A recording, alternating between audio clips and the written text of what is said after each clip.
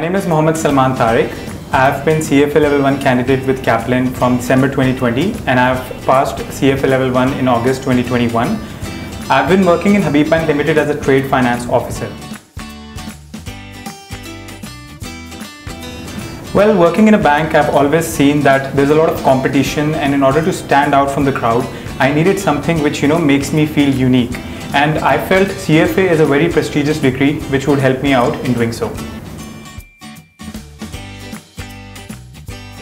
It took me around 2 months to decide where I should do the CFA curriculum training from. I've always heard about Kaplan as being one of the most prestigious institutes when it comes to training of professional degrees. When I came to Kaplan and put my queries forward, I was really thankful that it was actually very flexible for me to go through this program. They are making sure you hit the bullseye. What I mean by that is they always prepare you for giving the exam as well as handling the applicable future in the world. And that is something I really enjoyed while studying at Kaplan. I was fortunate enough to study from 3 of the best professionals at Kaplan, and all their core ideas involve the fact that all the students should go at a similar pace where they all understand the core applications as well as how to pass the exam. One thing I noticed was no matter what time it is, be it day or night, they were always available for me.